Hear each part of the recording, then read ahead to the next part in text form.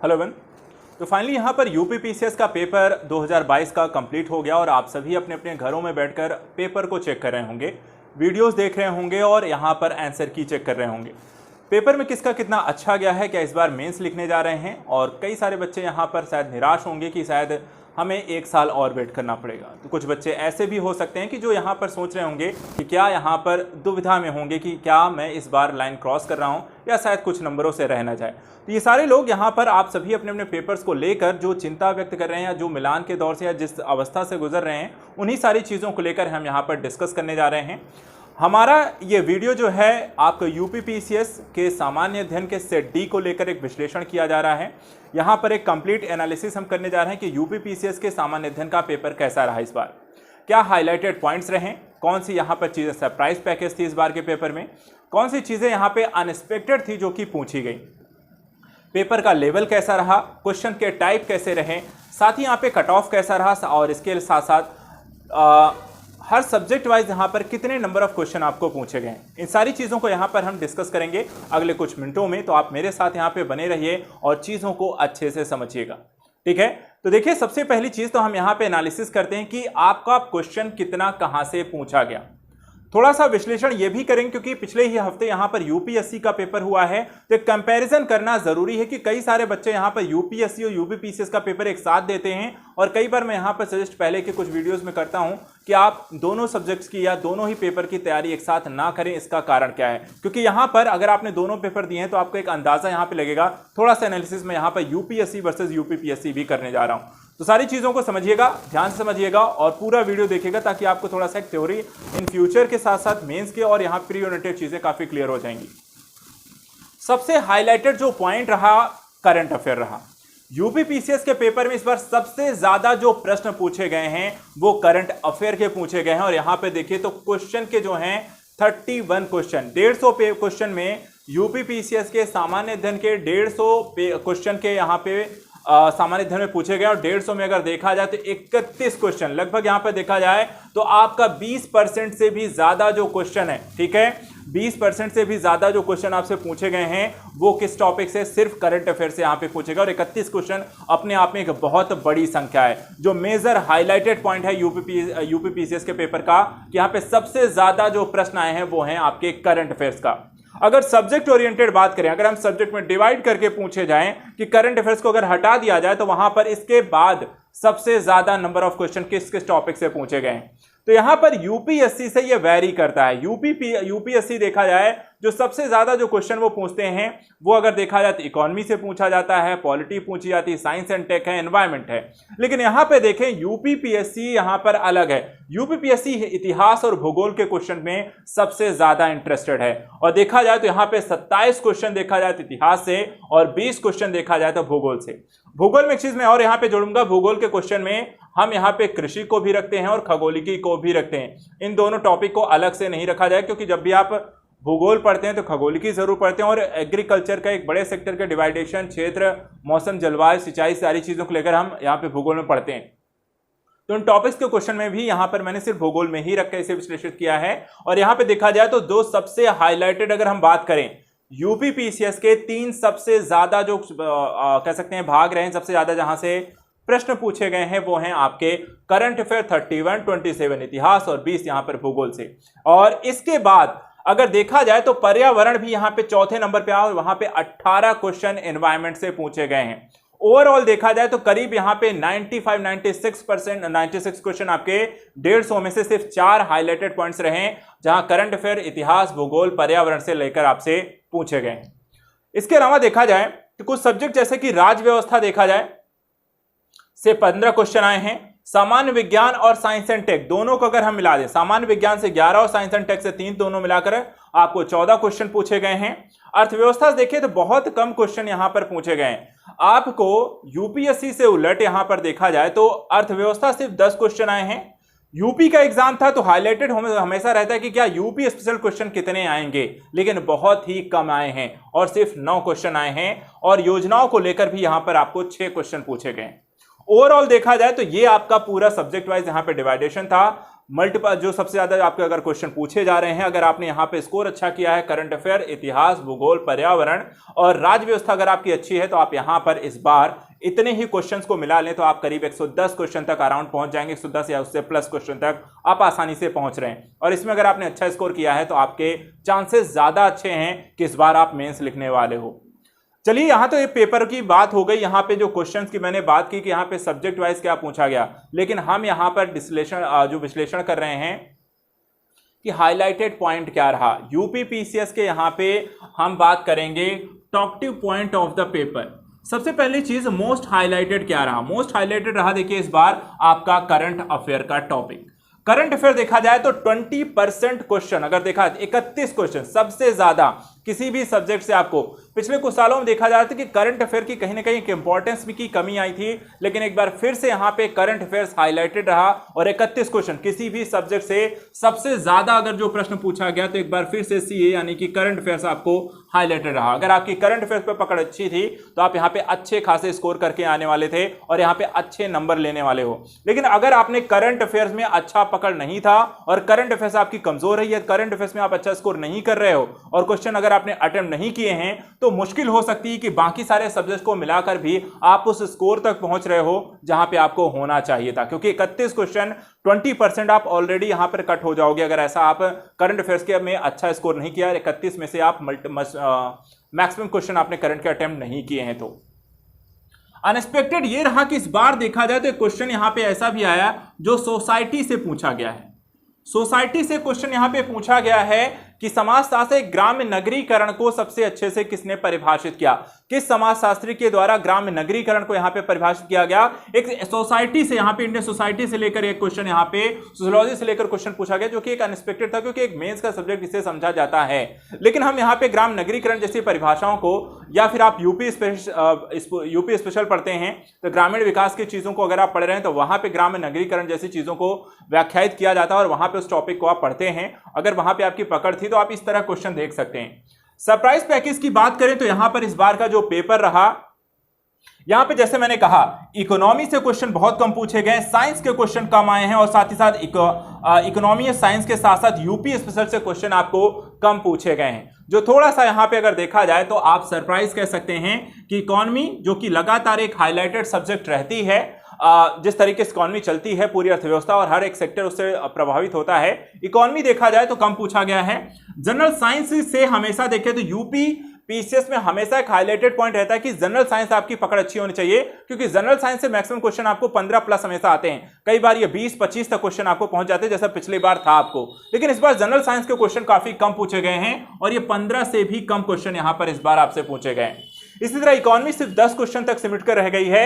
और अगर हम यूपी स्पेशल की भी बात करें तो आपके पूरे पेपर का, जो कि आप यूपी पीसीएस उत्तर प्रदेश के एग्जाम को, यूपी पीसीएस अर्थात कह सकते हैं सिविल सर्विस एग्जाम की प्रिपरेशन यहां पे कर रहे हैं और उसका पेपर दे रहे हैं, लेकिन यूपी स्पेशल को लेकर जो क्वेश्चन आपसे पूछा जाता है वो मात्र आपके टोटल पेपर का सिर्फ 6 से 7% क्वेश्चन है।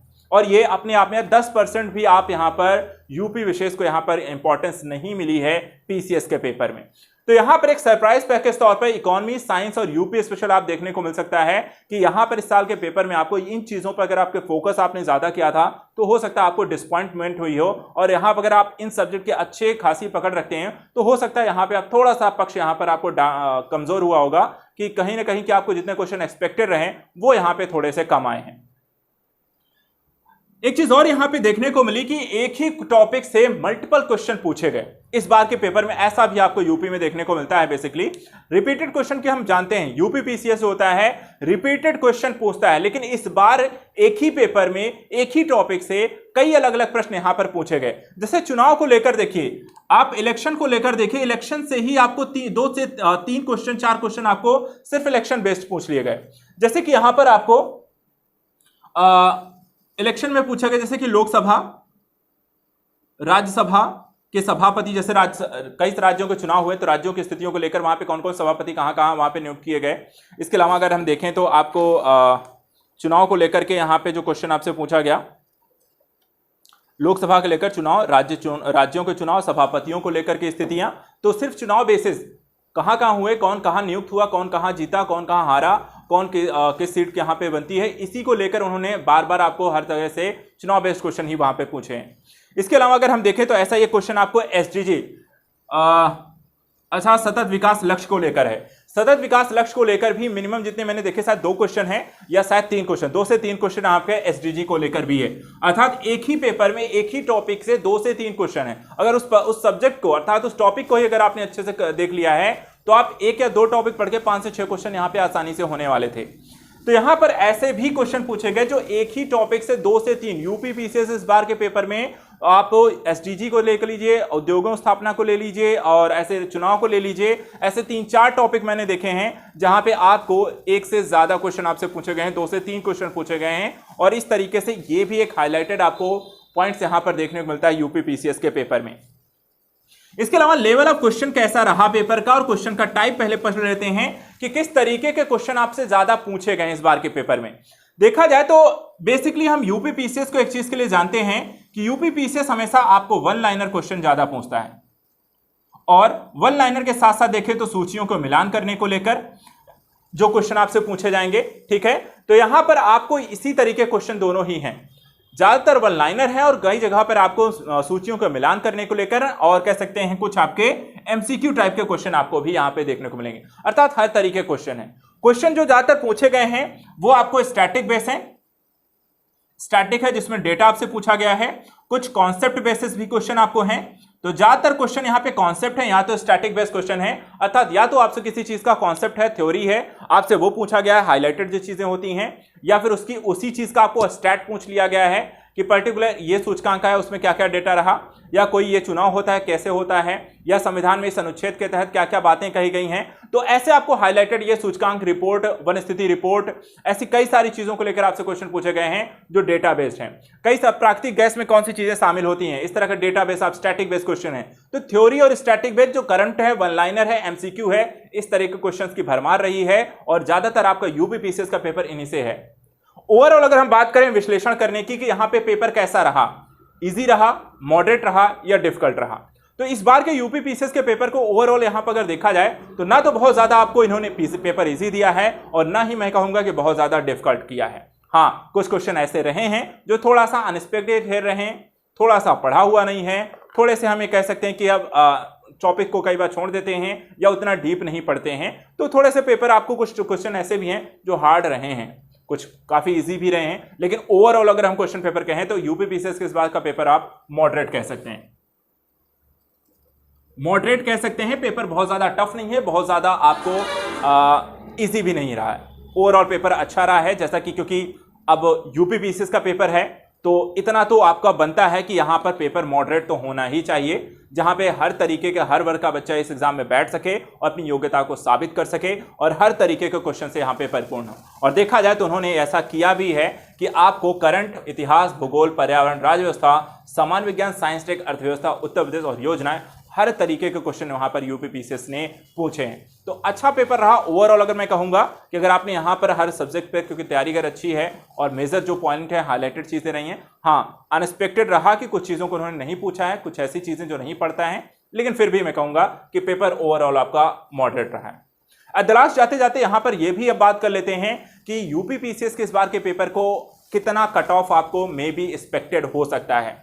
देखिए ओवरऑल पेपर देखने के बाद और जितने बड़ी संख्या में यहाँ पर स्टूडेंट बैठे हैं और जिस तरीके का आपको पेपर रहा है, उस तरीके के आधार पे हम कह सकते हैं कि आपको हर तरीके के जो वर्ग की बात करें तो हम एक डेटा में एग्जैक्ट पॉइंट नहीं कहूंगा, लेकिन हाँ इतना फिर भी मैं कहूंगा कि जनरल कैटेगरी जो होगी 115 टू 125 के बीच हो सकती है।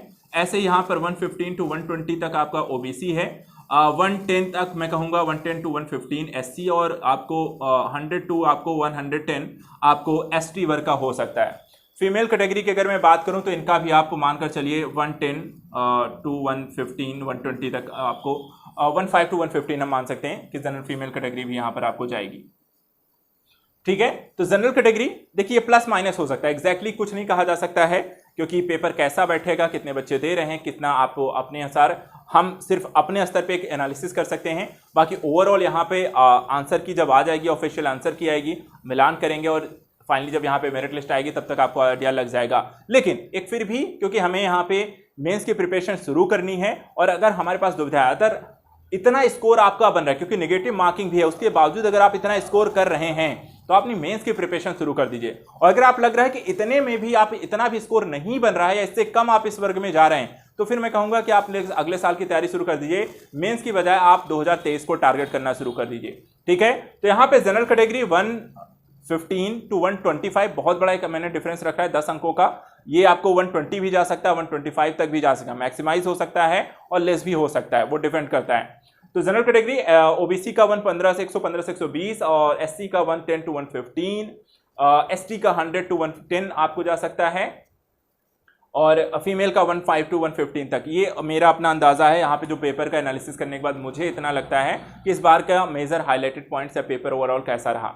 ओवरऑल आप सभी बताइएगा, आप सभी का पेपर कैसा रहा, कमेंट में आप बताएं यहाँ पे पेपर आपके हिसाब से कैसा रहा, आपका कितना स्कोर बन रहा है, किस तरीके से चीजें हैं, उससे और भी यहाँ पर बच्चों को यहाँ पर बाकी लोगों को हेल्प मिलेगी। बाकी इस चीज को लेकर अब लगातार आप मेरे साथ जुड़े रहिए क्योंकि मेंस को लेकर प्रिपरेशन करनी है।